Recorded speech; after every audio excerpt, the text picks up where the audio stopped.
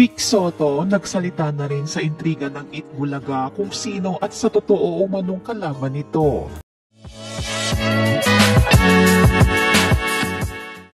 Itong nagdaang Sabado ay nagkaroon ng bonggang pa-birthday kay Bossing ng mga taga-Itbulaga family. Hindi napigilan ni Bossing Vic na umiyak sa 70th birthday surprise ng Itbulaga. Kumpleto ang kanyang pamilya, mga anak, maliban kay Pasig Mayor Vico Soto. Sabi ni Bossing Vic, mangiyak-ngiyak siya dahil hindi raw talaga alam na kakantahan siya ng mga anak. Natouch umano siya ng sobra sa pagsasama-sama ng kanyang mga anak. Ayon kay Vic, isa ito sa mga pinakamasaya kong birthday at pinaka-meaningful kumbaga. I appreciated highly. Salamat. Natanong naman siya ng mga entertainment press na pumunta sa kanilang studio tungkol sa pananahimik niya sa bangayan ng fans sa noontime shows.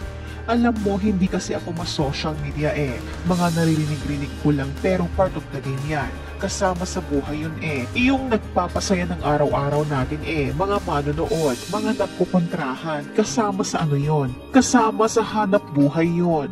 Never naming sasabihin kaaway, katapat, kalaban, pero kaaway, iba yung kaaway namin, iba yung kaaway sa kalaban Iyong kalaban, it could be a friendly competition. It's always been that case with Itbulaga and Showtime. Ilang taon na kaming magkatapat, mananalo kami, mananalo sila, iyon ang nagpapasaya ng tanghalian ng mga Pilipino Nilinaw ni Bossing Vic na wala silang away sa katapat na noontime show na hindi nga raw ang grupo ni Vice Ganda ang pinatatamaan ni Tito Soto at Joey De Leon.